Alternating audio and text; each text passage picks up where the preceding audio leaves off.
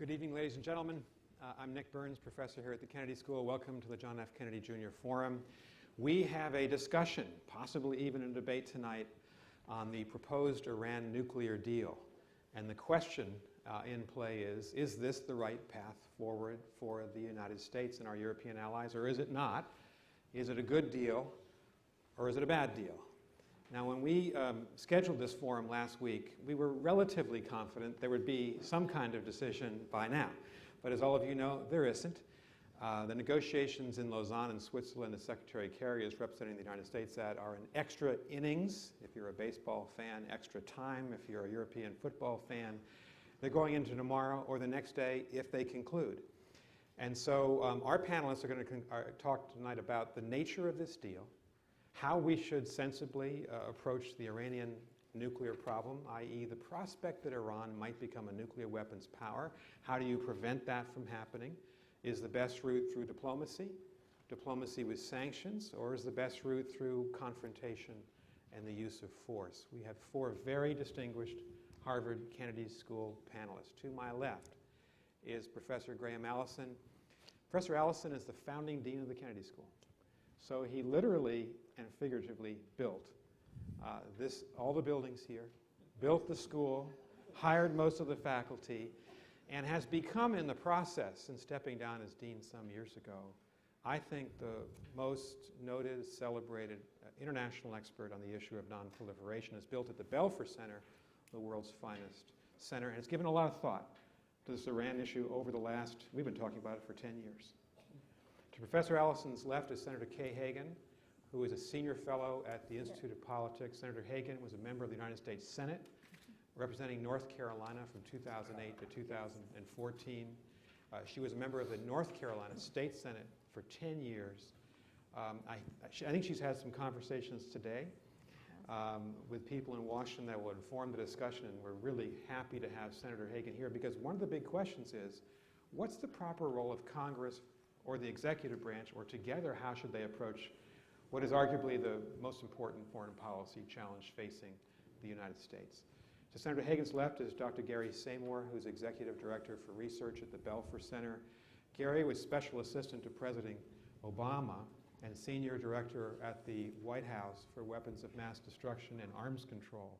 So in the first term of President Obama, he was the lead official advising on this question and on every other question pertaining to this massive set of problems we have of trying to contain the atom, contain nuclear proliferation. And finally, but not last, is our friend Dr. Will Tobey. Will is a senior fellow at the Belfer Center. Will has worked for a longer period of time at the White House than any person I know.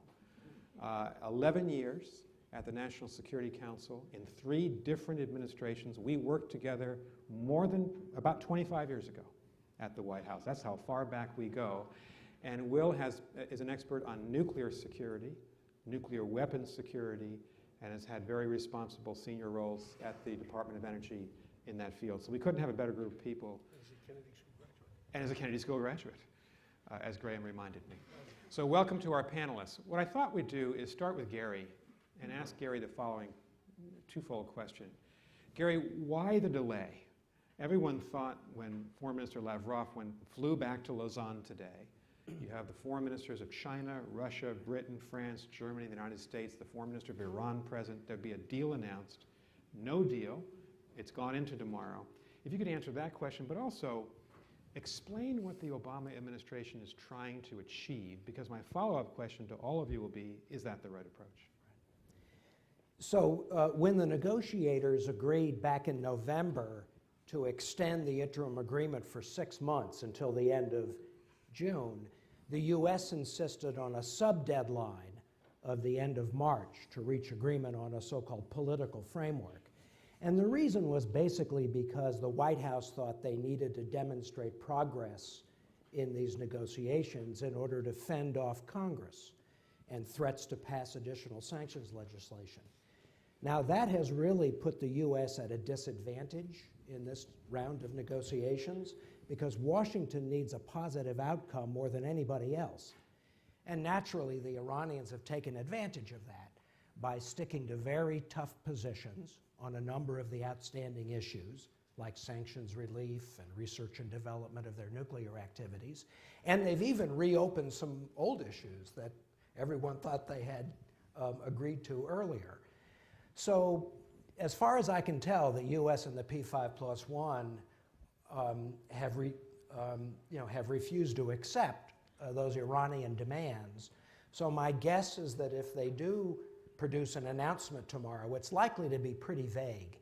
It's likely not to have a lot of details, and many of the issues will be fudged, will be deferred to the next 3 months of negotiations for a comprehensive agreement by the end of June. And the administration, of course, will portray this as sufficient progress to justify Congress holding off additional legislation, and we'll see whether or not that works. But in terms of what the administration is seeking in a comprehensive agreement, it really has 3 elements. One is they're looking for physical limits on Iran's ability to produce fissile material for nuclear weapons, both highly enriched uranium and separated plutonium. And in particular, they want what's called a 1-year breakout time, so that if Iran decided to produce a nuclear weapon, it would take at least a year from their declared enrichment facility to produce enough fissile material. Secondly, the administration is looking for monitoring and verification provisions which would go beyond the normal IAEA inspections, which would allow us to verify compliance with the agreement and help detect any effort by Iran to sneak out, to build secret nuclear facilities, which most experts, including myself, think is by far the most likely route Iran would take in the future if they decide to build nuclear weapons. And finally, the agreement will have a schedule for sanctions relief, both international and national sanctions. And that's the one probably most important remaining issue. We would like the sanctions relief to be gradual and conditional, dependent upon Iranian actual compliance and performance with the agreement. The Iranians, naturally, want all the sanctions to be lifted up front without conditionality.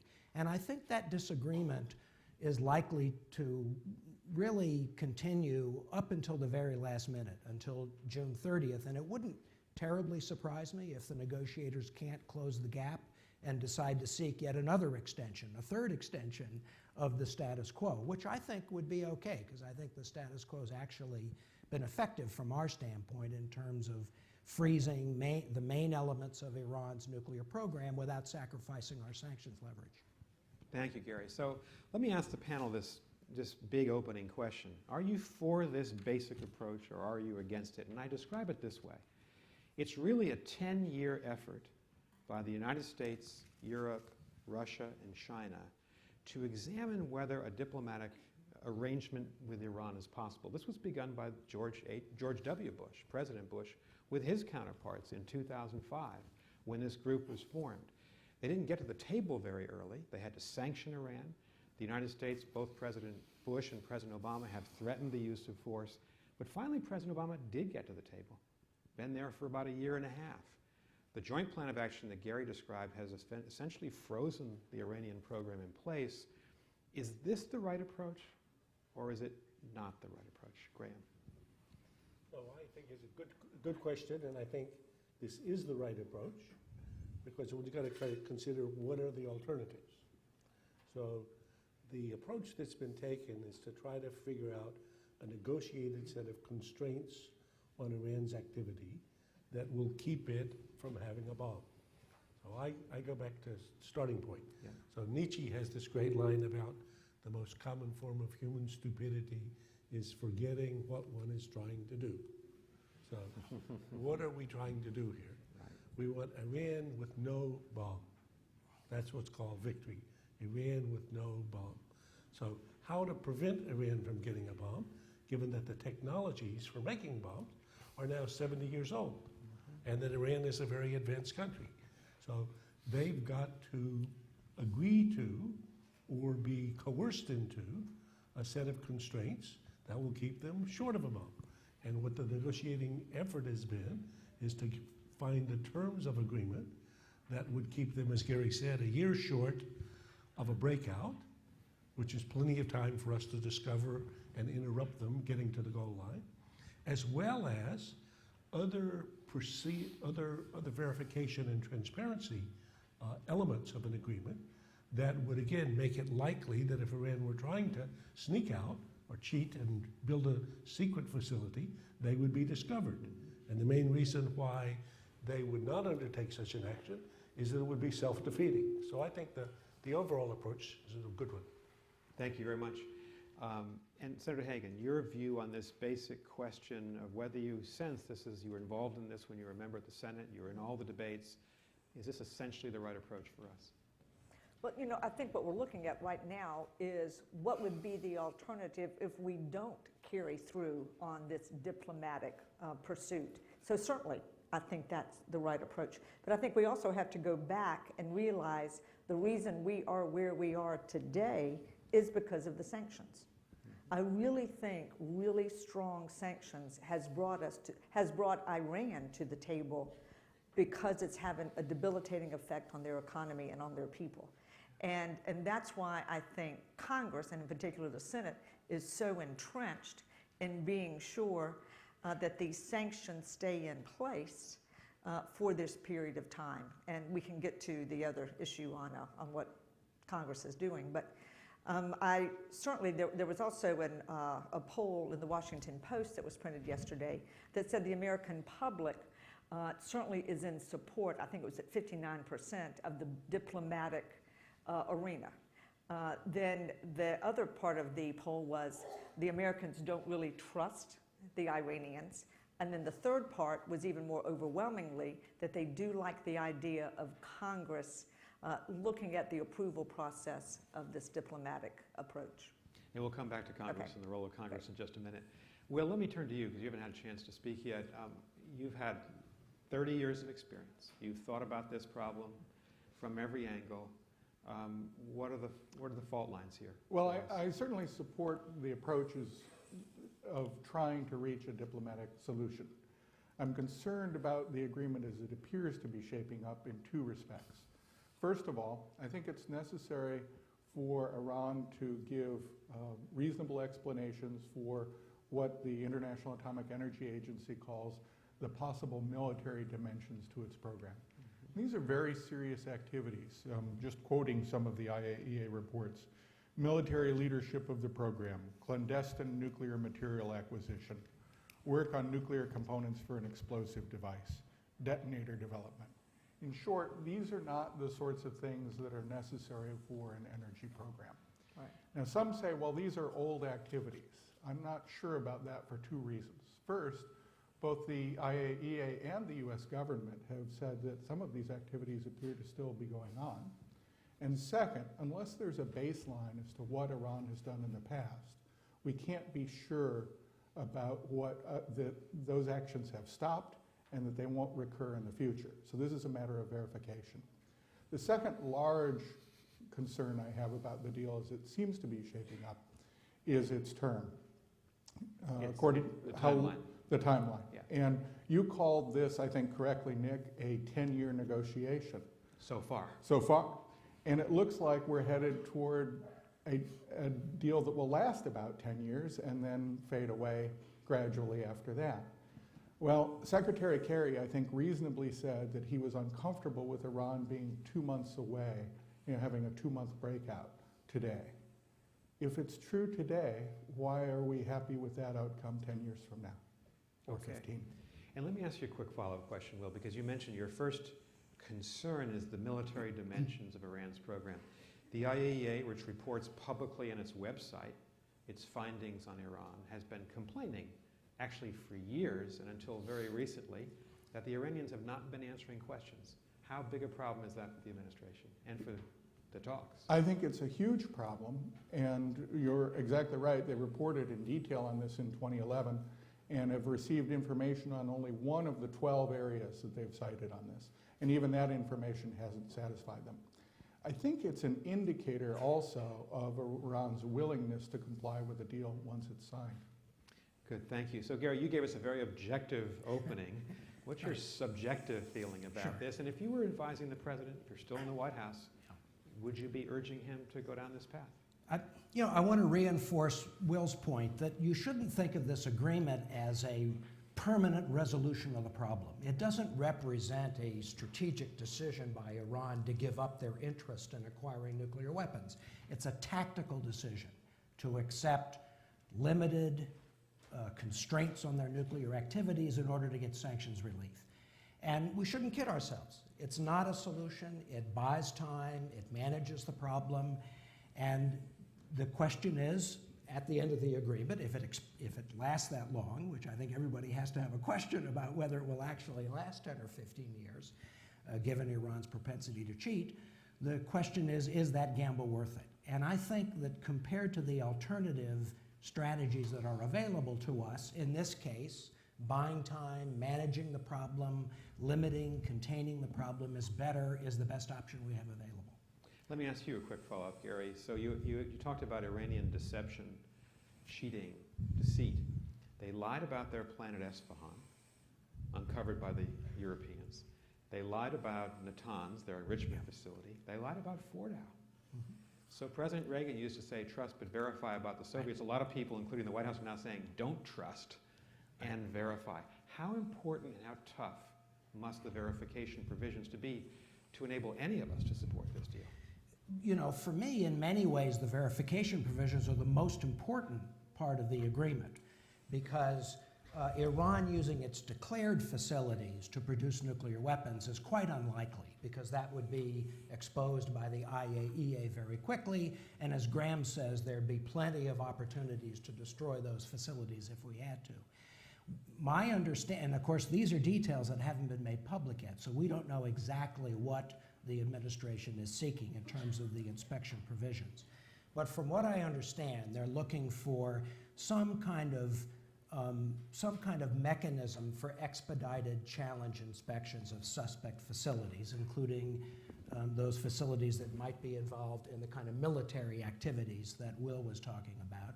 They're looking for some mechanism to actually report Iran's efforts to acquire materials and equipment. And obviously, if you keep track of that, it makes it harder for them to build secret facilities, as well as some other measures.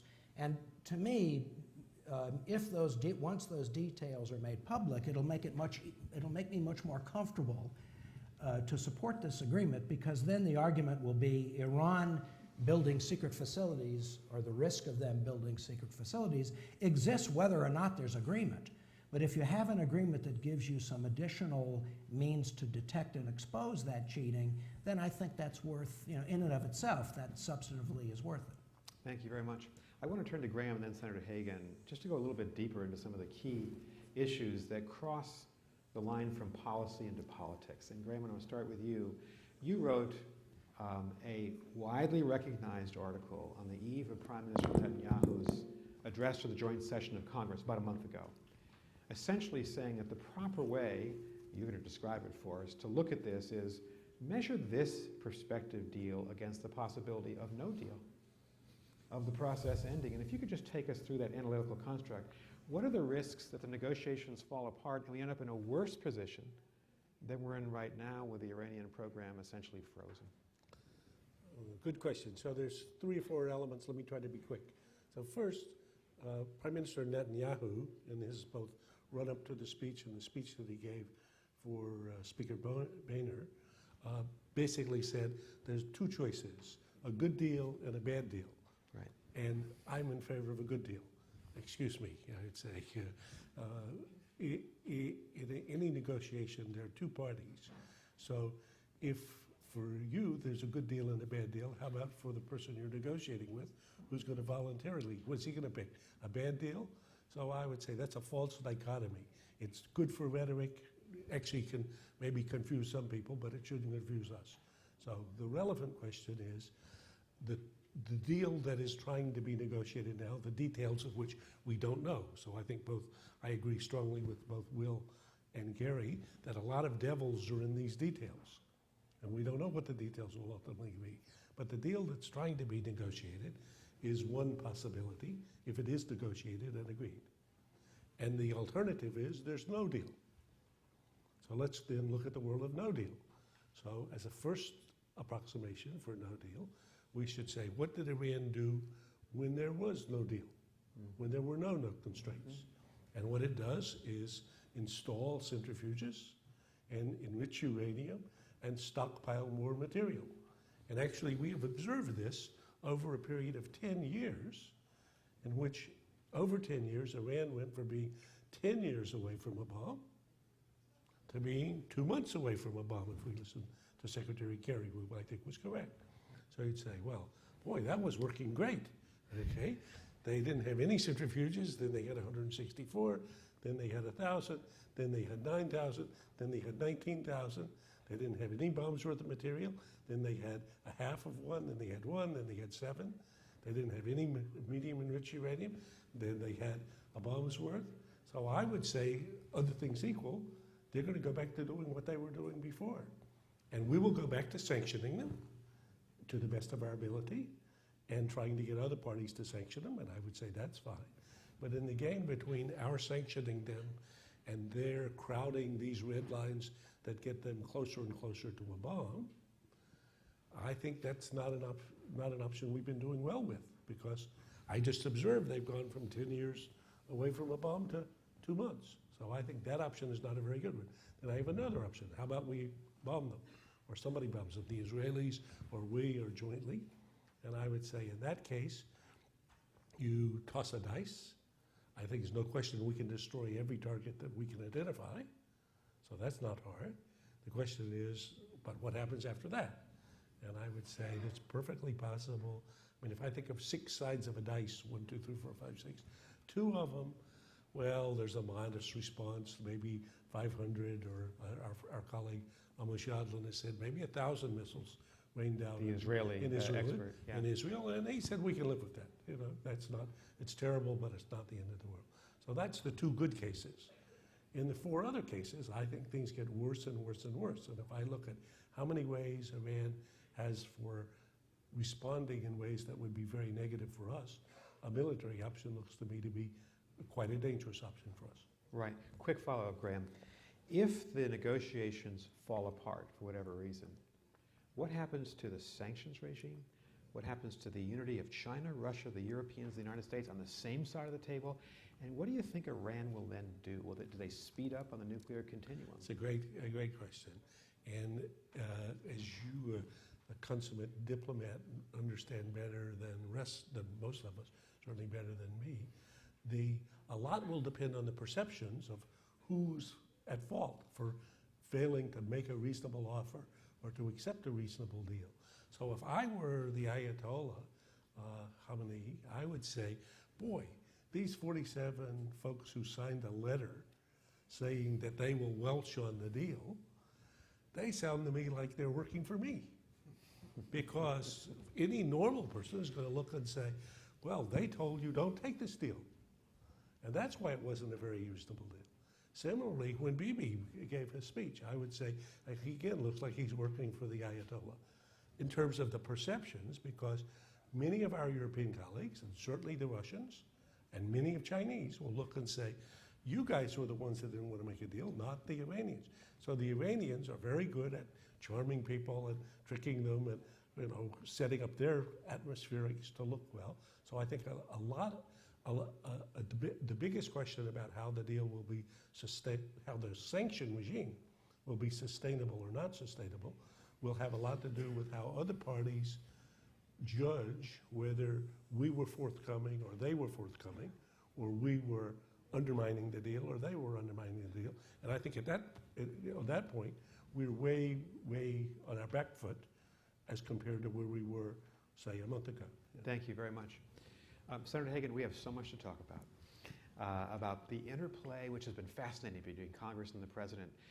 When I was the Iran negotiator for Secretary Rice, 2005 to 2008, it was at the very beginning of this process. We created the P5+1. We began the sanctions regimes, the UN Security Council sanctions. I felt that we had support from most Democrats on Capitol Hill. I thought we had the makings of a bipartisan consensus that the idea that after 2 big wars, you'd actually examine whether diplomacy could work, but tough-minded diplomacy, backed up by the threat of force and sanctions. We lost it.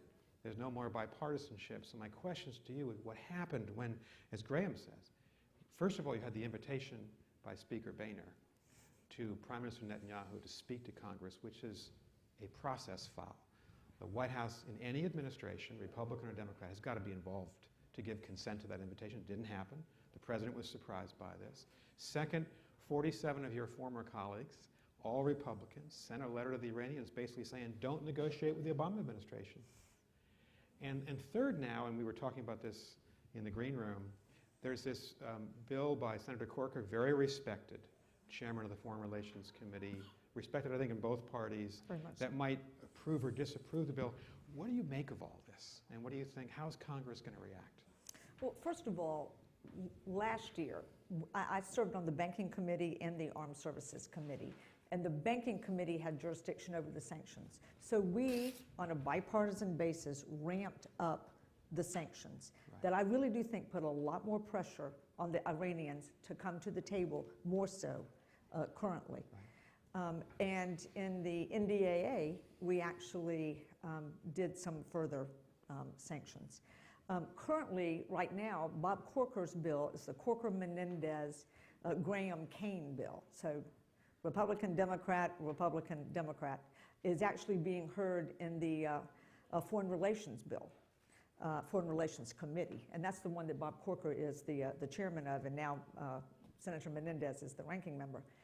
And in light of Tom Cotton's letter, I think it was extremely inappropriate.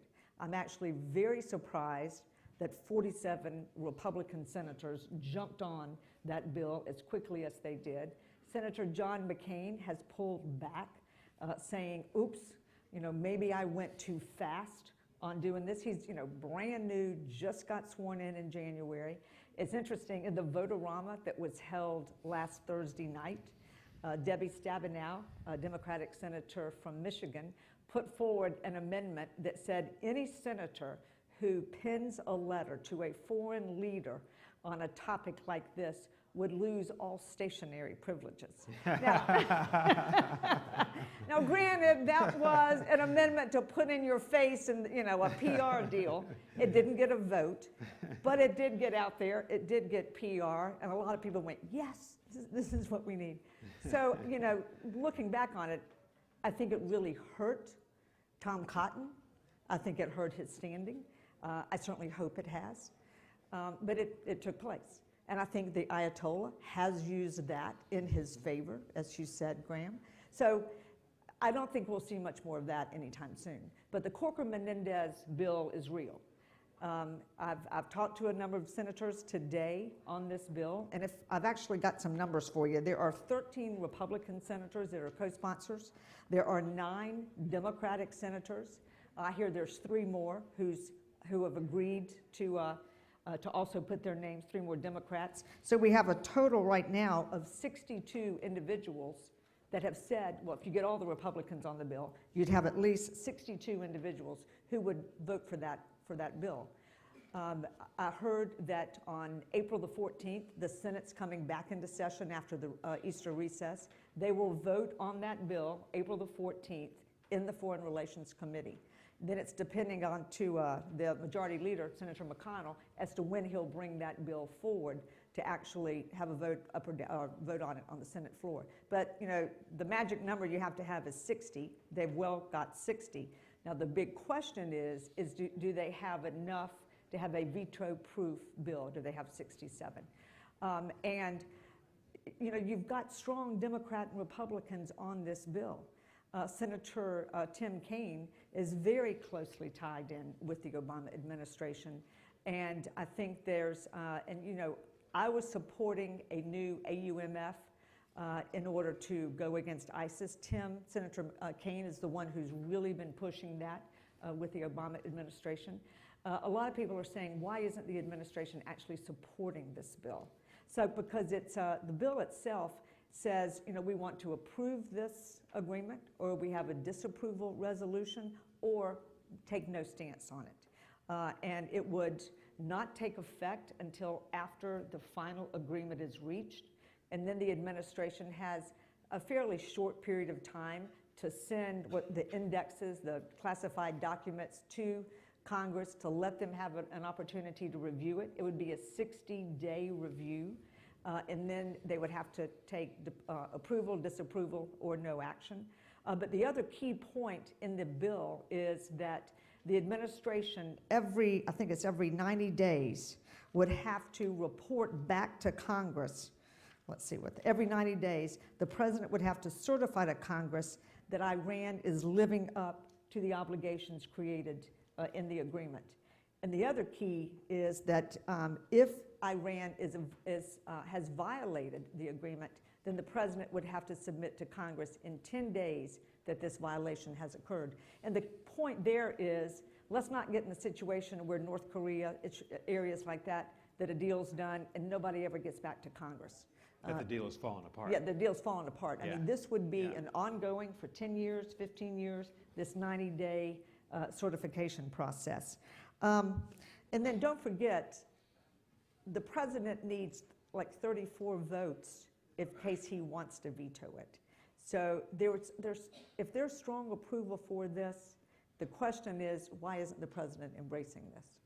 So, two follow-up questions. One is, first is, should he support it? Is it your judgment that he'd be better off in terms of his relationship with Congress and maybe build up some support for the negotiations if he favored the bill and tried to influence the bill? You know, I have to step back a little bit. I haven't been in the briefings since December, and I haven't been party to the classified briefings, things like that. So let me just report that the senators that I have spoken to don't understand why the president is not embracing this. Senators from both parties. From both parties. Yeah. And you know, one of the things, you know, Chuck Schumer is going to be the new minority leader. Chuck Schumer's on this bill.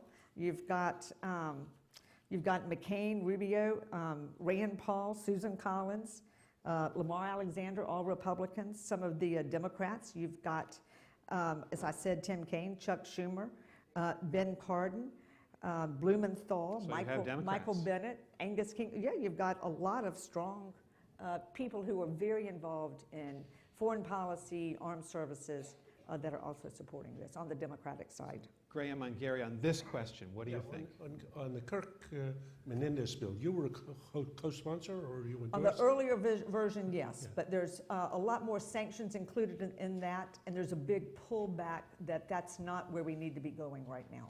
And you know, Secretary Kerry really pushed hard, especially on the Democrats, during the negotiation process last year, not to put forward more sanctions at that time. Right. But so I thought the next line of questioning was very helpful. So for those of us trying to understand how a senator's mind works and then how you interact with your fellow senators. So this Kirk-Menendez is not exactly the Corker bill, but It's totally It's a different. different bill. but, Yeah. well, it's in the same family. It's the details are different, significantly different. But so if you imagine yourself in the current situation and nothing materially had changed, so I think the briefings wouldn't materially change the facts of the situation. Do you think you would be likely a co-sponsor of the current bill? Of the Corker Yeah. Menendez, probably. But once again, I have to, you know, give myself a little caveat.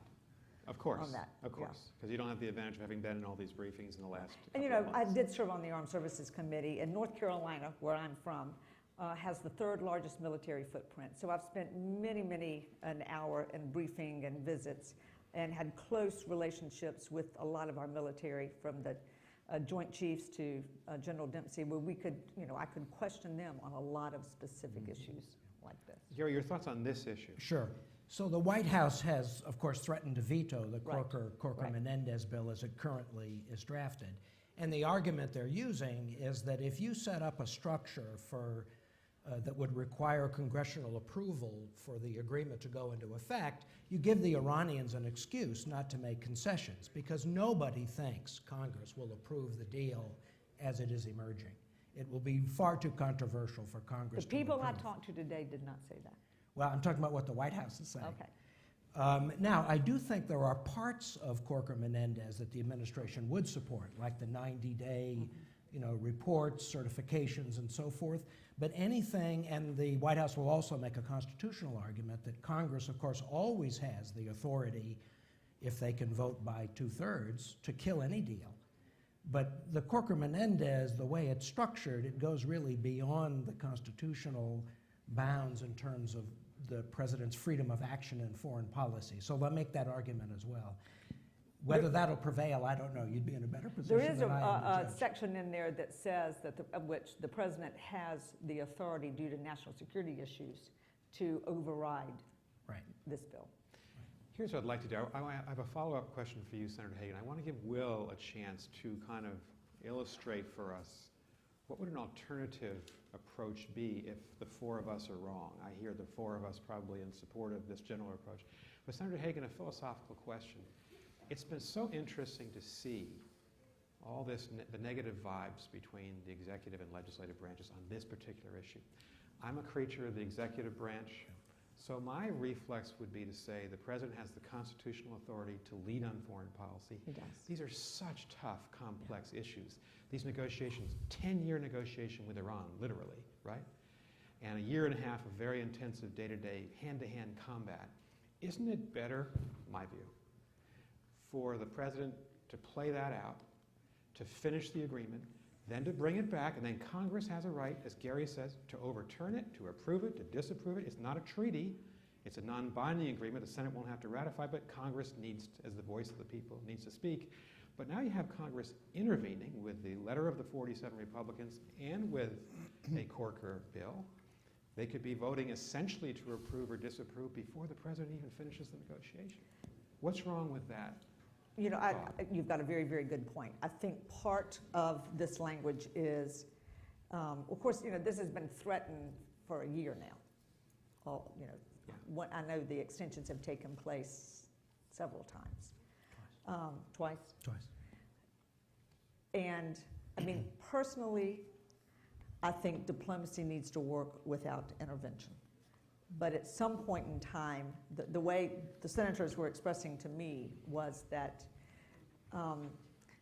nothing's going to come under this bill until 60 days after the final agreement is reached, before anything is reported.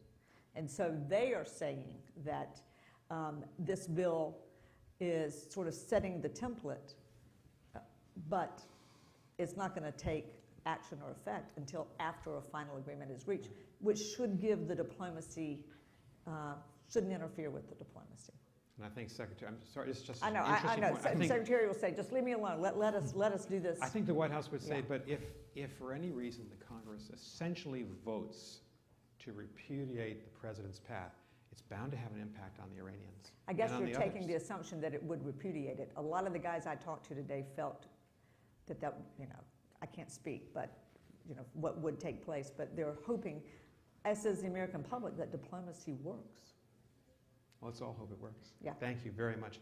You Before know, we go to one questions. other thing, you know, Yeah. the president right now has the authority from the executive order. The big question, too, is the sanctions, the way I understand it, at some point in time, has to be taken down by congressional mandate, by a congressional vote. So why not go ahead and do something like this to say, if such and such takes place, then Congress will do away with these sanctions Right. by legislation, which ultimately is going to have to take place. Yeah, but what Gary said, I mean, again, from all the executive branch people I talk to, they say there's not a chance in hell that the sanctions will be repealed by Congress. So indeed, and a member said to me, if the Iranians convert to Judaism and agree to speak English, there will not be a vote to repeal sanctions from this Congress. So, Not this Congress, no. yeah, no, that's what I'm saying. yeah, It's not oh, the no, Congress we no. have, but that's the Congress we have for the negotiations that we have. So I think that, Gary, you'd say it's 90% that the White House will say absolutely not, or it's only 60%? I think if the White House believes it, as long as the White House thinks it can sustain a veto of Corker-Menendez, they will oppose it. But as soon as they think it's getting very dodgy and they're very close to perhaps losing that override vote, then they'll engage with the Senate and try to negotiate something they can live I with. agree with that. Right now, my sense is that they're pretty confident that they can, Got the 34. Yeah. that they have enough votes to override. But that could change, and if it changes, then I think they'll become more willing to negotiate with Well, it's getting Congress. tight. It's a 5 vote the way I look at it right now. It's going to be very close. It's Yeah. going to come down to It's just a Schumer. handful of senators. Yeah. Thank you. We'll come back to this. We're going to go to your questions in just a minute. There are 4 microphones here, so prepare your questions, but we got to give Will an opportunity. And here's where I'd frame the question to Will. General Marshall, George C. Marshall, who ran the Second World War for FDR, used to conclude staff meetings sometimes by saying, tell me how I might be wrong. Tell the 4 of us who've been speaking positively about this approach how we might be wrong. Well, I think the administration itself has said this. So I've said that I think that the 2 deficiencies that we've seen so far are failure to get to the bottom of these possible military dimensions and the term of the agreement. Let me focus on the first. And let me quote from the White House fact sheet on the agreement, the agreement that is now in place.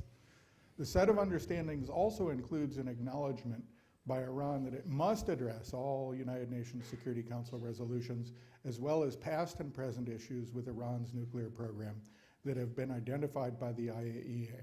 This would include the resolution of questions concerning the possible military dimensions of Iran's nuclear program. Now, the administration felt that it was necessary to include that in the joint plan of action that we're now operating under, and says that the joint The plan of initiative action... is frozen, just so everyone knows, frozen the Iranian program in place for the last year and a half. Exactly. That joint plan of action requires Iran to come to grips with those issues and to satisfy the IAEA. They've not done so. I think an agreement that is worth doing right, and there's no reason that we can't ensure that the IAEA gets to the bottom of these questions, or at least starts with significant progress over the next few months.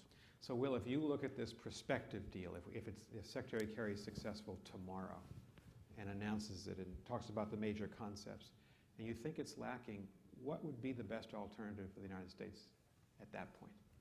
Is there a better way forward here? Well, I think the better way is to support the IAEA. And it looks like whatever would be announced tomorrow will be so general that it wouldn't rule out this as a possibility.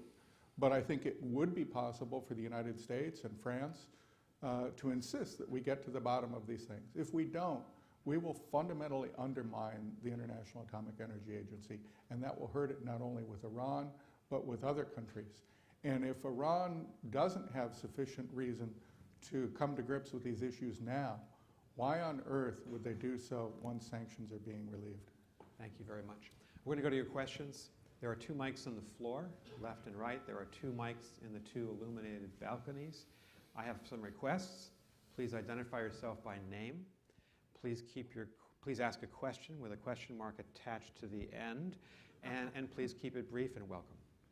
Hi, my name is Ben Bolger, and I'm a Harvard alumnus. And I have a question. Following the end of the Cold War, it seems that we have been less aggressive in terms of general nuclear arms reduction. And I'm wondering, in this context, are we giving encouragement to other countries to develop a nuclear program?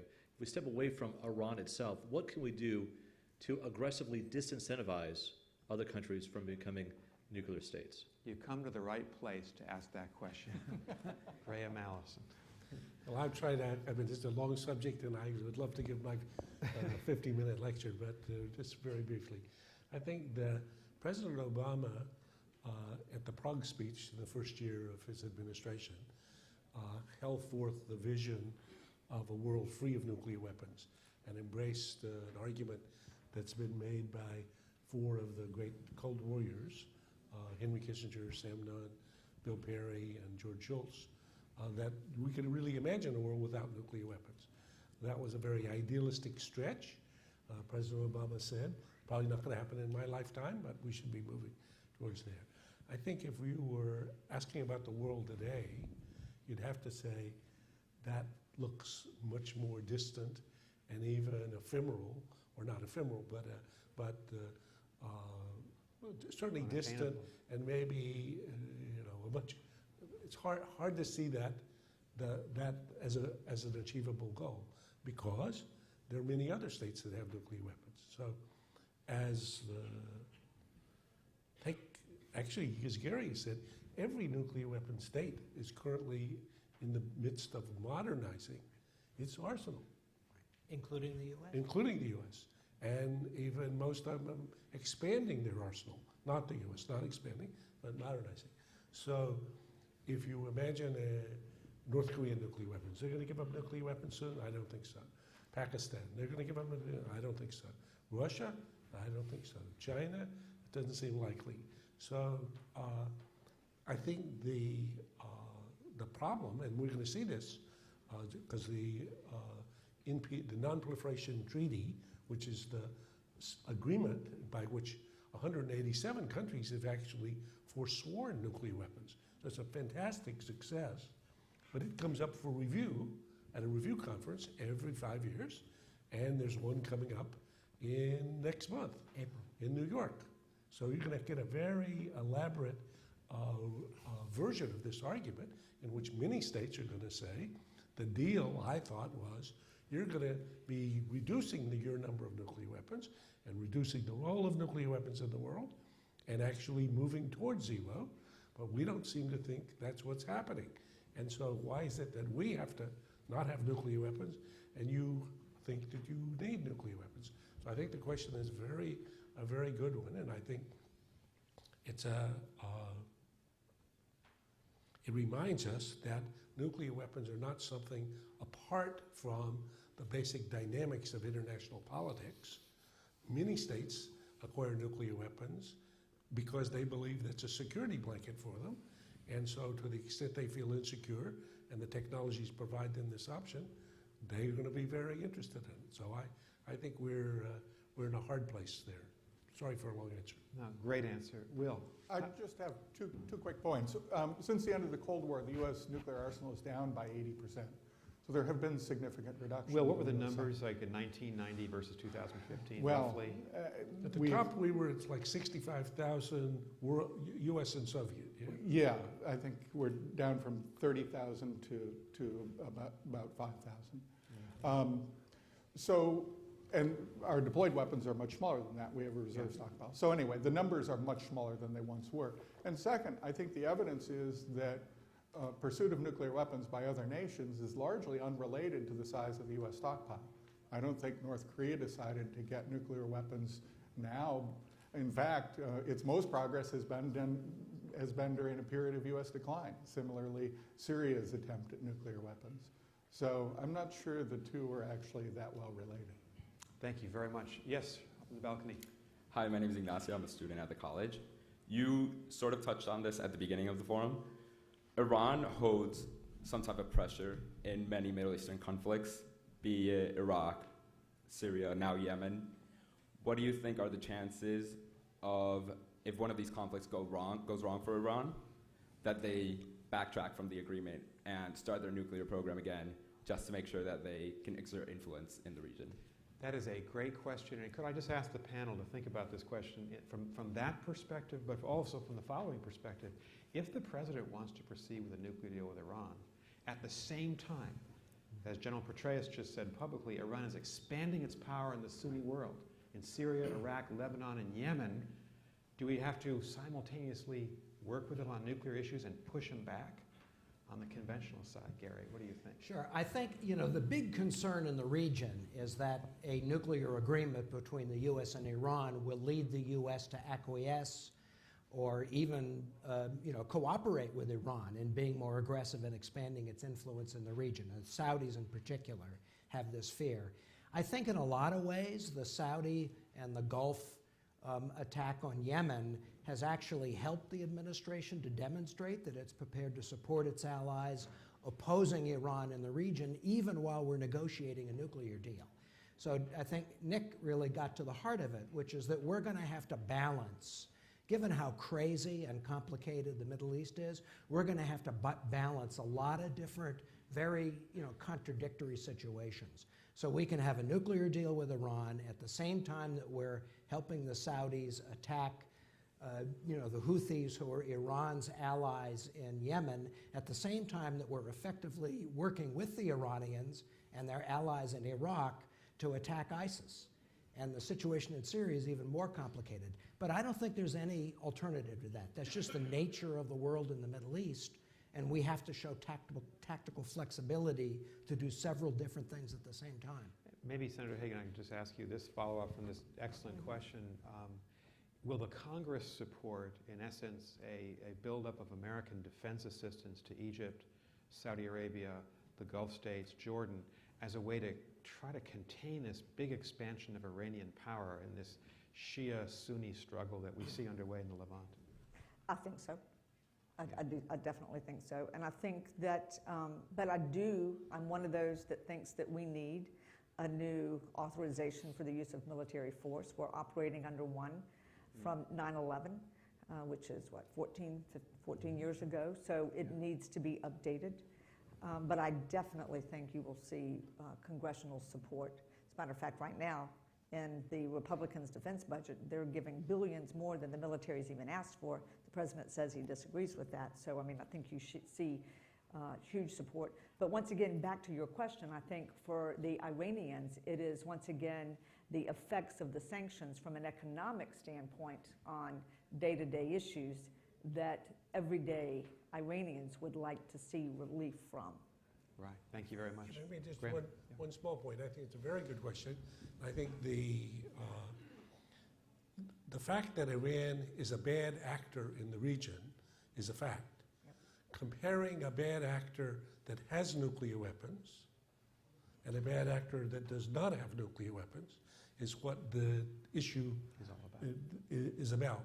So I don't like the fact that they're a bad actor, and there's 100 other things I don't like about Iran. But an Iran with 100 things that I don't like and nuclear weapons is hugely different than the 100 bad things I don't like plus nuclear weapons. You know, one other thing, Yeah. on the stockpile, the nuclear weapons that we have, I chaired the subcommittee called Emerging Threats and Capabilities, and we had reviews on every 6-month basis on the actual working with Russia on reducing the stockpiles, and then working with the Russians on the chemical weapons in Syria. You know, a lot of cooperation, believe it or not, taking place in areas like that. But then again, you don't need a whole lot of nuclear weapons to have mass destruction. Thank you. Yes, sir.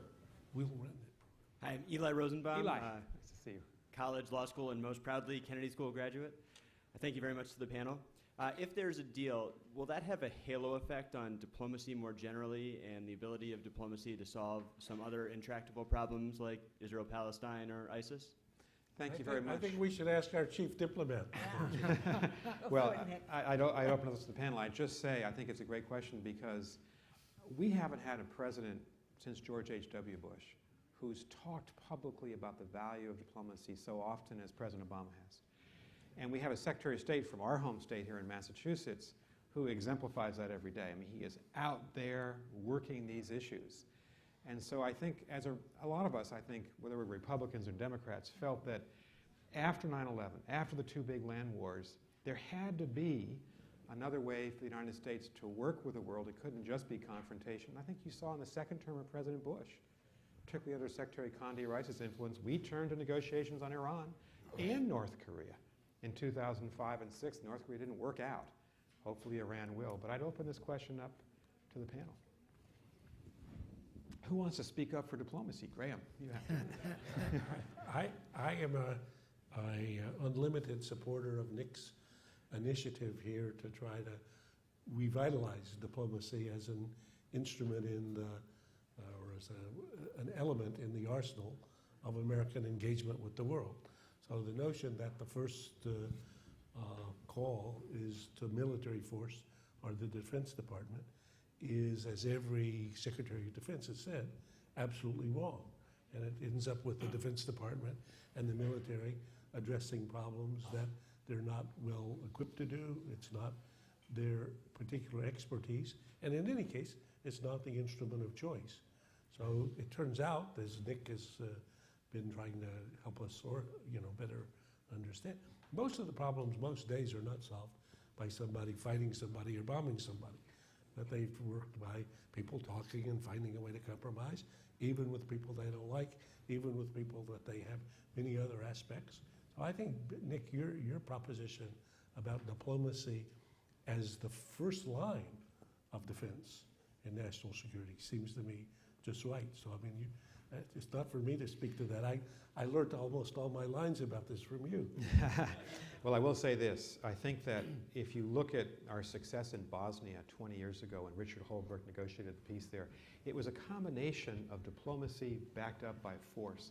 If you look at President Bush and Obama's Iran strategy, it's a combination of diplomacy backed up by the threat of force and what you voted for, the toughness of sanctions. So diplomacy can be used in combination with these other I think attributes. what you said is right on point. I mean, diplomacy is certainly, to me, the first and the answer. And when we look at the military and from the defense standpoint, I'm from the South. So many of our young men are the ones who are signing up, volunteering for this all-volunteer force. I have two nephews. One's a fighter pilot, flies F-15s. The other one's a Navy SEAL. I'm a mom of 3 young adults. So you've got to look at that perspective and certainly hope and pray that diplomacy is the way of the future and that we can certainly work as hard as possible to be sure it takes place. Thank you. Yes, sir. I love that you mentioned that in 2003 I was a teenager in Iran worried about getting bombed. And since I've been for many years. But so this side of the story is just as important. But what I want to say is something that I see missing from these conversations is that Iran's government is seen as a monolithic entity, and it's not accounted for that the people of Iran have some say into what happens. And when sanctions have increased over time, the people have also supported the nuclear program actually more. They have, because they're very proud people. Like if you look at the polls, they've started to support the program rather than the other way around. So the question I have for you is, what is the long-term progression you see for the Iranian government and how it will act in the region, given that these negotiations fail? Given the alternatives, as in if there's a war or if there's more sanctions, do you see the case that the Iranian government is going to get even more hawkish than it is now? And do you consider the fact that the current negotiations can make the Iranian government move towards a more democratic and basically dove-ish character? Thank you. Thank you very much for your question. Gary? Yeah, I mean, it's a very good question, and I think it's one we can't answer. I mean, there are different theories about what the results of the negotiations will have on Iran's domestic politics. Certainly, Rouhani and Zarif are whispering to us that if we're generous and we give them a good nuclear deal, it will empower the moderates to overcome the hardliners and move Iran toward reform and much more moderation. But the other theory is that if there's a deal, the supreme leader will compensate the hardliners by limiting Rouhani's freedom of action and strengthening Iran's aggressive behavior in other areas. I just don't think the U.S. has enough of an understanding about Iran's politics, which is so opaque and complicated, for us to let that calculation be part of our judgment. We have to negotiate a nuclear deal that serves American interests. And what happens with Iranian domestic politics, that's for the Iranian people. I mean, I hope eventually they decide to get rid of this government they have, which is not a very good government. But that's not America's job. That's the job of the public in Iran. But you have to deal with it too, right? And we were trying to not let Ahmadinejad get elected. Iran's nuclear program was stopped at that time, and the sanctions came in, and Ahmadinejad was elected. So it's also that side of the story that is effective in how the negotiations on this side. I don't think you quite have the timeline right. I mean, no, I know what you're like. I'm saying the Bush administration didn't give any concessions in the gestures that the Iranians made. This gentleman here, I've watched a lot of his interviews. I'm aware of what happened. You don't seem very impressed, but that's okay. Yeah, I'm not very impressed. And I do not support the government. I'm also make sure that's clear. Understood. No, Understood. I think it's a very good reminder to us as Americans that the politics in Iran is extremely complicated and with multiple different views. So I think if Mr. Zarif were an American, you would find him, I don't know, in the middle of the political spectrum. I don't know about Mr. Rouhani. And Mr. Salehi, who's their Minister of Atomic Energy. He's an MIT physicist, PhD, who gets on very well with Ernie Moniz, who's our Secretary of Energy. So the currents in Iranian politics are complicated. Gary's point is we're not smart enough to figure out exactly how this thing connects to that thing, to, in terms of the outcome. But I think recognizing that there's a big struggle within Iran and that the current regime, the current at least president and foreign minister and their team are quite a different breed than some earlier, that they end up fighting with people in the Majlis, in their parliament, with people who have quite strongly different groups, and that if you ask Mr. Soleimani, who runs the Quds Force, he's got a totally different set of views. And so all that's happening in the thing that we put a label over, we say, well, that's Iran. So I would say we should be appreciative of the fact that there's this struggle going on. Gary's point, I think, which I agree, if I got it right, which I agree with, is figuring out from an American point of view, well, if we did this, this will have this impact, and the dynamics in Iranian politics will turn out that way. Turns out to be too complicated for us. I think one of the problems for Secretary Kerry is he's negotiating with reformers, Zarif and Rouhani, but we all know the ultimate decision maker is the Ayatollah Ali Khamenei and the Revolutionary Guard behind him. And so which Iranian government will make the decision? Will? I would just add that I think we've received a lot of information about Iran's enthusiasm for complying with a deal from the negotiations themselves. I think the fact that the negotiators have had to fight tooth and nail over almost every aspect of them, that Iran has demanded a sizable centrifuge infrastructure that is enough for a nuclear weapon, but not really sensible in light of its power needs, in the fact that it won't cooperate with the IAEA and demands a very short-term deal, I think that all tells you something about where this deal is headed. Thank you. We have 10 minutes left. I see 3 people standing to ask questions. We're going to get all these questions in. Yes. I'm Samore a student at HKS. I wanted to mention that sanction doesn't have any impact based on my view. I lived in Iran until last year.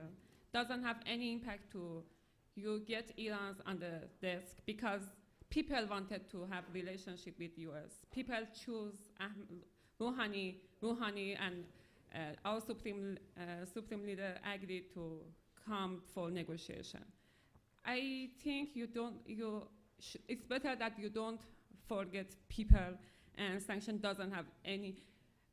Iran's situation is not worse than our war with Iraq, and I think people can adapt themselves as much as they are doing this job. I think we have to think that what is our work at the center. We want to not let Iran to have nuclear bomb.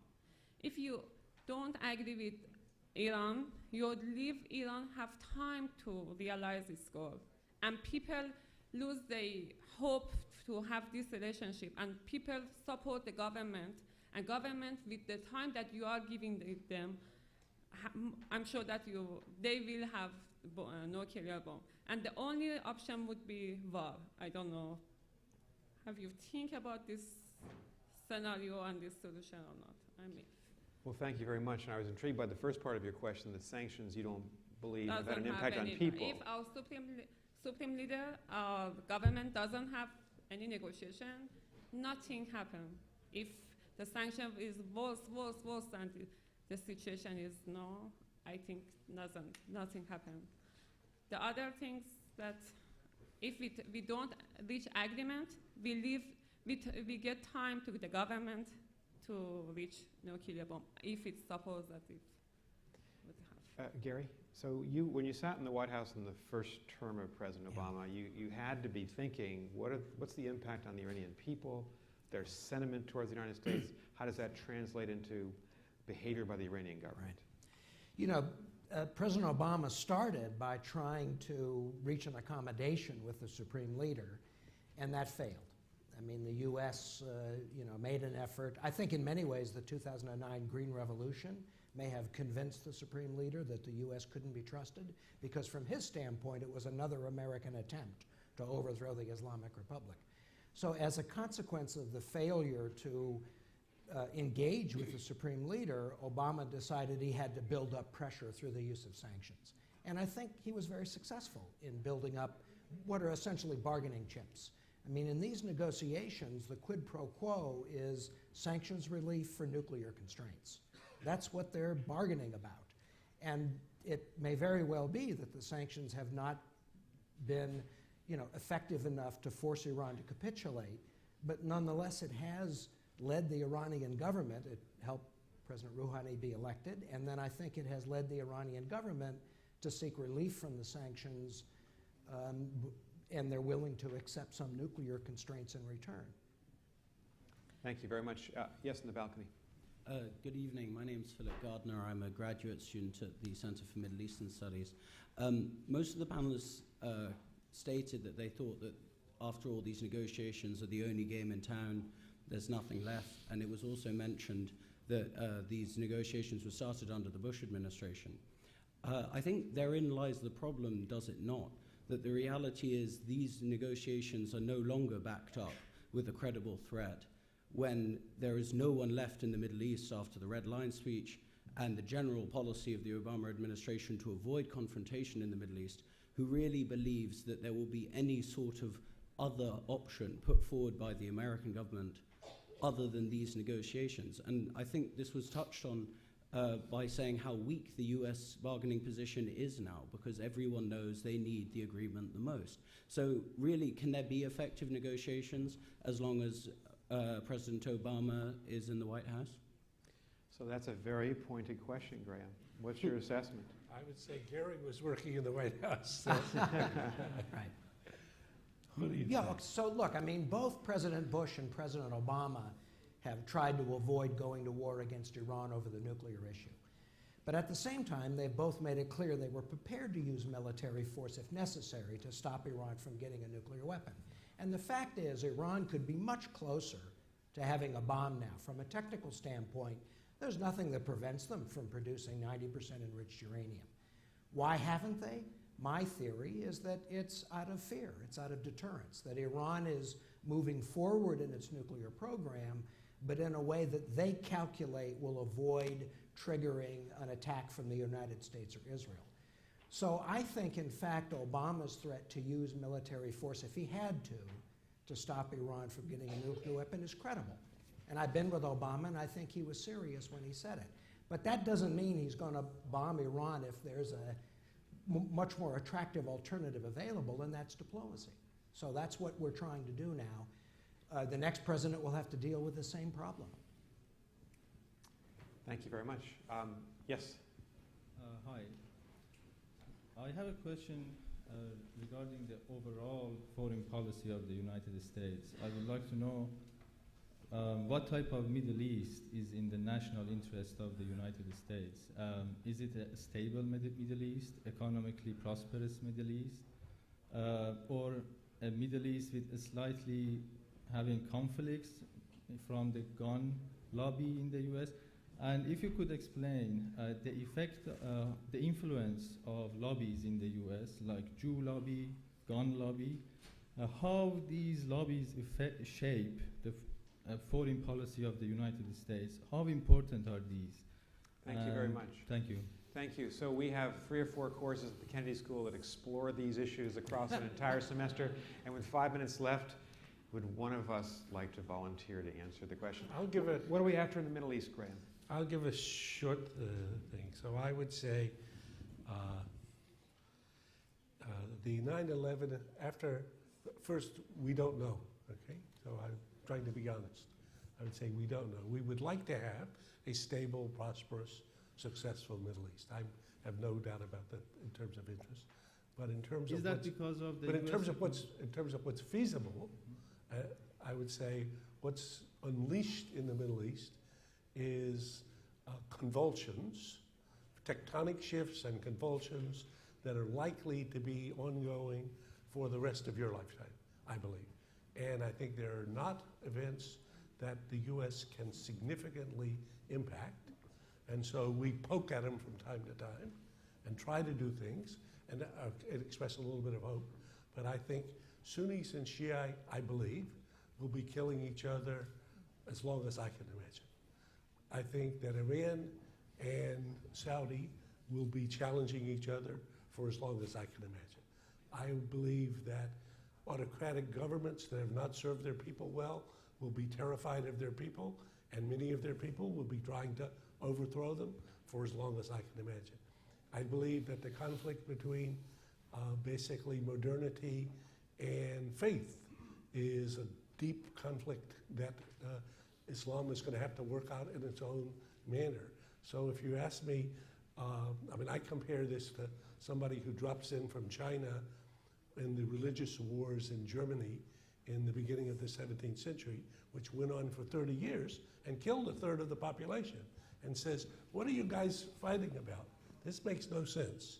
You know, some of you guys are Catholics, you say, and some are Lutherans, you say. You have the same God, you have the same Bible. Get over it. I mean, you should resolve this problem. To which the answer is, they would have thought you were from China. So I would say that's about how we're doing it. So Professor Tariq Masood offers a full course on what's happened in the Middle East, reform movements, and I commend that course to you. Final question. All right, thanks very much for the panel. Actually, I'm an Iranian citizen, and so I don't want to go over history, but my question is that from a Middle Eastern people view, U.S. has double standards, and that's, you know, in Middle East, people are smart, I think, and they're well educated in Turkey and Iran, and they see the things differently than the Americans see. I would so much love to have a good relationship with U.S. I would so much love to have a U.S. embassy in Tehran, so when I want to get a visa, I don't have to go to another country to apply for that. That's just crazy. So I would love to have better relationship, but then from the perspective of people there, U.S. has double standards. Because see, you obviously know that in 1950s, Iran had a democratic government, U.S. Mossadegh, right? So there was a coup, and then they supported Shah, who was a real dictator, and then there was revolution, and then there was this hostage crisis, which was crazy. But it was a direct result of supporting Shah and direct result of a coup of the Mossadegh, right? And then now we had this 8-year war with Iraq, and then U.S. supported Saddam, and then they used chemical weapons, and they again supported that. So then these are double standards, and now we have, in Middle East, we have India, we have Pakistan. If I could just ask you to get to your question, thank you. So double standards, yeah. How do you see that? So we were talking about this, and a couple of students in my class are right here in the front row yesterday. And maybe I'll just ask each of you to say just a word, and we'll conclude the evening. We have had a separation and divorce, the United States and Iran, for 35 years from each other. And we didn't make progress for most of that 35 years, I think because both of us were looking backwards. And we had the weight of all this negative history that made it impossible to have progress. You've just given us a very good list. You probably have a longer one of Iranian recriminations against the U.S. I can tell you about the 52 American hostages that your prior government took hostage for 444 days. I can tell you about the assassination of Malcolm Kerr, the president of the American University of Beirut, by Iran in January 1984. But if you and I continue to have that dialogue, we'll just talk about history. And I think what President Rouhani and Foreign Minister Zarif and President Obama and Secretary Kerry have done is they've finally started to look forward. We have a complicated history. If we just talk about that, we're not going to get anywhere. So I really support what your government and my government are doing now to try to look forward and see if a deal is possible. But let me open. Great question. That would be wonderful. Let me just give you each a chance to say whatever you'd like to say, and then we'll close the curtain on tonight. Graham. So a very good question, and I think inevitably the complexities of international politics make the charge of double standards or triple standards or quadruple standards always possible. But I think actually your question raises a very big question, which is, you know, if you were a Martian strategist just looking at the world, and you said, are American and Iranian national interests closer aligned or largely in conflict? So I had the good fortune to host former President Khatami here in the forum You can actually watch the forum event on the forum website here. And one of the first questions I asked him, so I said, I've been just trying to think about this as a simple American, about the interests of the US and the interests of Iran. And I would think, looking at the record, first, who was your number one enemy in the whole world that you feared? Iran. Soviet Union. Who took them out? We did. Right? Who was your second most feared enemy in the world? Saddam. Who took him out? We did. Okay? Who is your third most worried enemy? Al Qaeda. Who is it that's fighting him? We are. So you owe us. And I'm sure you've got a response. Senator Hagan. President Hattami's response How did he was, respond? He was a very good response. He said, there's this interesting point.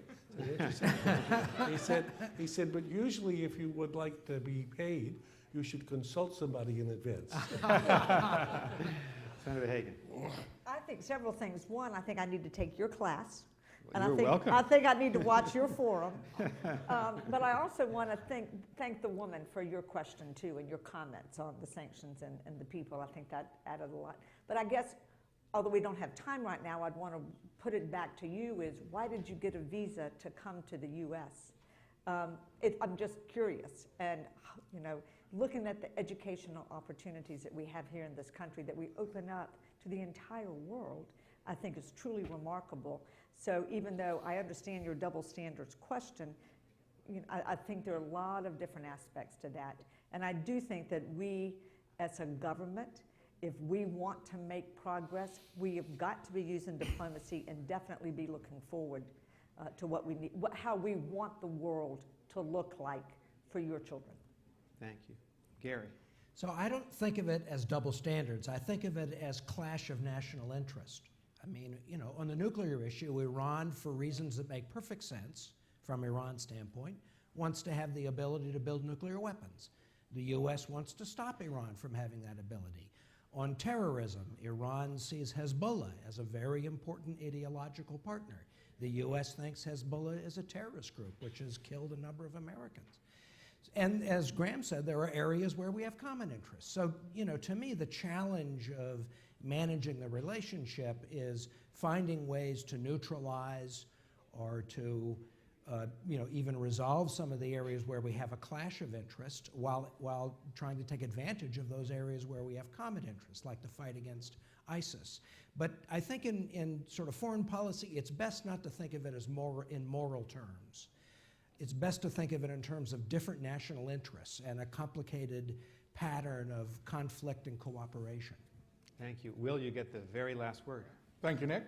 Well, I'm going to start by agreeing with you that if we dwell on past recriminations, we'll make it more difficult to make progress. So I would urge that we not continue to think about those things. But I would caution that, at least from my perspective looking forward, U.S.-Iranian interests are in direct conflict in a number of areas. Iranian-backed rebels have overthrown the government in Yemen. Iran supports the Assad government in Syria, which is brutally repressing its people and has resulted in the deaths of a couple 100,000 people. On the borders of Israel, Iran supports groups that like to fire rockets into Israel and conduct terrorist attacks. Those are issues that are not easily overcome.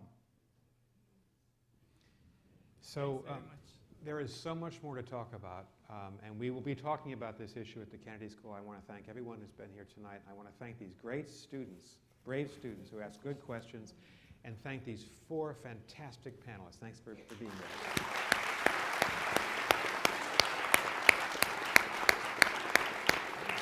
Okay. House for weapons of mass destruction and arms control. So in the first term of President Obama, he was the lead official advising on this question and in every other question pertaining to this massive set of problems we have of trying to contain the atom, contain nuclear proliferation. And finally, but not last, is our friend Dr. Will Tobey. Will is a senior fellow at the Belfer Center. Will has worked for a longer period of time at the White House than any person I know. 11 years at the National Security Council in 3 different administrations. We worked together about 25 years ago at the White House. That's how far back we go. And Will is an expert on nuclear security, nuclear weapons security, and has had very responsible senior roles at the Department of Energy in that field. So we couldn't have a better group of people. And as a Kennedy School graduate, as Graham reminded me. So welcome to our panelists. What I thought we'd do is start with Gary and ask Gary the following twofold question. Gary, why the delay? Everyone thought when Foreign Minister Lavrov flew back to Lausanne today, you have the foreign ministers of China, Russia, Britain, France, Germany, the United States, the foreign minister of Iran present. There'd be a deal announced. No deal. It's gone into tomorrow. If you could answer that question, but also explain what the Obama administration is trying to achieve, because my follow-up question to all of you will be, is that the right approach? So when the negotiators agreed back in November to extend the interim agreement for 6 months until the end of June, the U.S. insisted on a sub-deadline of the end of March to reach agreement on a so-called political framework. And the reason was basically because the White House thought they needed to demonstrate progress in these negotiations in order to fend off Congress and threats to pass additional sanctions legislation. Now, that has really put the U.S. at a disadvantage in this round of negotiations because Washington needs a positive outcome more than anybody else. And naturally, the Iranians have taken advantage of that by sticking to very tough positions on a number of the outstanding issues, like sanctions relief and research and development of their nuclear activities.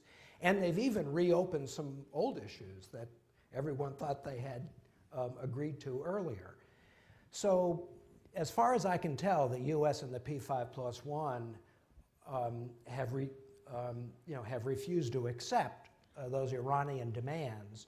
So my guess is that if they do produce an announcement tomorrow, it's likely to be pretty vague. The United States, both President Bush and President Obama have threatened the use of force, but finally President Obama did get to the table. Been there for about a year and a half.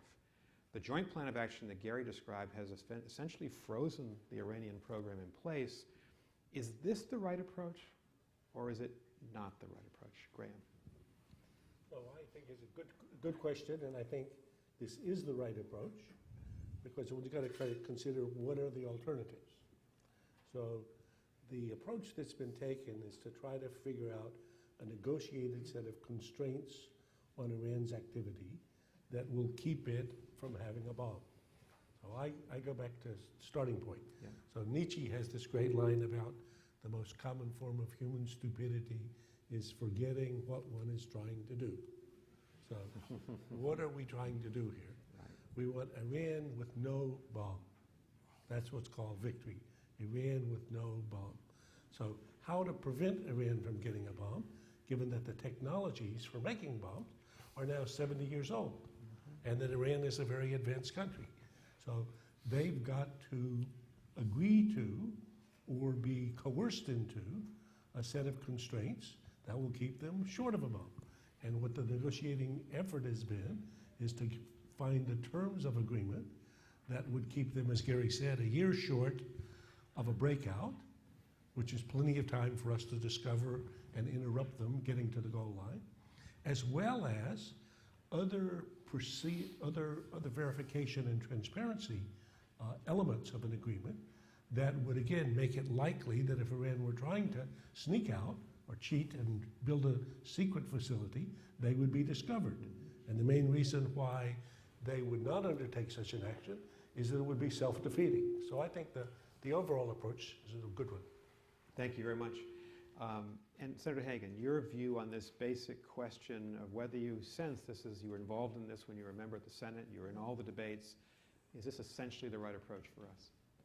Well, you know, I think what we're looking at right now is what would be the alternative if we don't carry through on this diplomatic pursuit. So certainly, I think that's the right approach. But I think we also have to go back and realize the reason we are where we are today is because of the sanctions.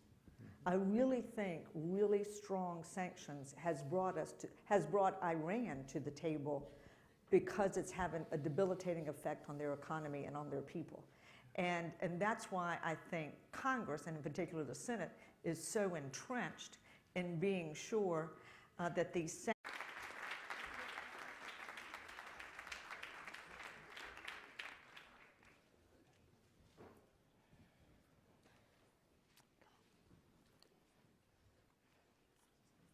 Good evening, ladies and gentlemen. I'm Nick Burns, professor here at the Kennedy School. Welcome to the John F. Kennedy Jr. Forum. We have a discussion, possibly even a debate tonight, on the proposed Iran nuclear deal. And the question in play is this the right path forward for the United States and our European allies, or is it not? Is it a good deal, or is it a bad deal? Now, when we scheduled this forum last week, we were relatively confident there would be some kind of decision by now. But as all of you know, there isn't. The negotiations in Lausanne and Switzerland that Secretary Kerry is representing the United States at are an extra innings, if you're a baseball fan, extra time, if you're a European football fan. They're going into tomorrow or the next day if they conclude. And so our panelists are going to talk tonight about the nature of this deal, how we should sensibly approach the Iranian nuclear problem, i.e. the prospect that Iran might become a nuclear weapons power. How do you prevent that from happening? Is the best route through diplomacy with sanctions, or is the best route through confrontation and the use of force? We have four very distinguished Harvard Kennedy School panelists. To my left is Professor Graham Allison. Professor Allison is the founding dean of the Kennedy School. So he literally and figuratively built all the buildings here, built the school, hired most of the faculty, and has become in the process, since stepping down as dean some years ago, I think the most noted, celebrated international expert on the issue of nonproliferation. Has built at the Belfer Center, the world's finest center, and has given a lot of thought to this Iran issue over the last, we've been talking about it for 10 years.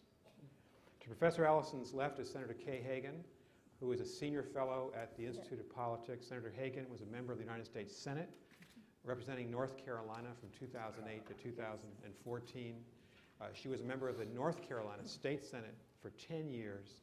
I think she's had some conversations today with people in Washington that will inform the discussion, and we're really happy to have Senator Hagan here, because one of the big questions is, what's the proper role of Congress or the executive branch, or together, how should they approach what is arguably the most important foreign policy challenge facing the United States?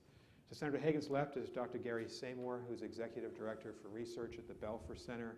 Gary was Special Assistant to President Obama and Senior Director at the White House. Sanctions stay in place for this period of time. And we can get to the other issue on what Congress is doing. But I certainly, there was also a poll in the Washington Post that was printed yesterday that said the American public certainly is in support, I think it was at 59%, of the diplomatic arena. Then the other part of the poll was the Americans don't really trust the Iranians. And then the third part was even more overwhelmingly that they do like the idea of Congress looking at the approval process of this diplomatic approach. And we'll come back to Congress Okay. and the role of Congress in just a minute. Will, let me turn to you, because you haven't had a chance to speak yet. You've had 30 years of experience. You've thought about this problem from every angle. What are the fault lines here? Well, I certainly support the approaches of trying to reach a diplomatic solution. I'm concerned about the agreement as it appears to be shaping up in two respects. First of all, I think it's necessary for Iran to give reasonable explanations for what the International Atomic Energy Agency calls the possible military dimensions to its program. These are very serious activities. Just quoting some of the IAEA reports: military leadership of the program, clandestine nuclear material acquisition, work on nuclear components for an explosive device, detonator development. In short, these are not the sorts of things that are necessary for an energy program. Right. Now, some say, well, these are old activities. I'm not sure about that for two reasons. First, both the IAEA and the US government have said that some of these activities appear to still be going on. And second, unless there's a baseline as to what Iran has done in the past, we can't be sure about what that those actions have stopped and that they won't recur in the future. So this is a matter of verification. The second large concern I have about the deal as it seems to be shaping up is its term. According the how timeline. the timeline. Yeah. And you called this, I think correctly, Nick, a 10-year negotiation. So far. So far. And it looks like we're headed toward a deal that will last about 10 years and then fade away gradually after that. Well, Secretary Kerry, I think, reasonably said that he was uncomfortable with Iran being 2 months away, having a 2-month breakout today. If it's true today, why are we happy with that outcome 10 years from now, or 15? And let me ask you a quick follow-up question, Will, because you mentioned your first concern is the military. It's likely not to have a lot of details, and many of the issues will be fudged, will be deferred to the next 3 months of negotiations for a comprehensive agreement by the end of June. And the administration, of course, will portray this as sufficient progress to justify Congress holding off additional legislation, and we'll see whether or not that works. But in terms of what the administration is seeking in a comprehensive agreement, it really has 3 elements. One is they're looking for physical limits on Iran's ability to produce fissile material for nuclear weapons, both highly enriched uranium and separated plutonium. And in particular, they want what's called a 1-year breakout time, so that if Iran decided to produce a nuclear weapon, it would take at least a year from their declared enrichment facility to produce enough fissile material. Secondly, the administration is looking for monitoring and verification provisions which would go beyond the normal IAEA inspections, which would allow us to verify compliance with the agreement and help detect any effort by Iran to sneak out, to build secret nuclear facilities, which most experts, including myself, think is by far the most likely route Iran would take in the future if they decide to build nuclear weapons. And finally, the agreement will have a schedule for sanctions relief, both international and national sanctions. And that's the one probably most important remaining issue. We would like the sanctions relief to be gradual and conditional, dependent upon Iranian actual compliance and performance with the agreement. The Iranians, naturally, want all the sanctions to be lifted up front without conditionality. And I think that disagreement is likely to really continue up until the very last minute, until June 30th. And it wouldn't terribly surprise me if the negotiators can't close the gap and decide to seek yet another extension, a third extension of the status quo, which I think would be okay, because I think the status quo has actually been effective from our standpoint in terms of freezing the main elements of Iran's nuclear program without sacrificing our sanctions leverage. Thank you, Gary. So let me ask the panel this big opening question. Are you for this basic approach, or are you against it? And I describe it this way. It's really a 10-year effort by the United States, Europe, Russia, and China to examine whether a diplomatic arrangement with Iran is possible. This was begun by George W. Bush, President Bush, with his counterparts in 2005 when this group was formed. They didn't get to the table very early. They had to sanction Iran.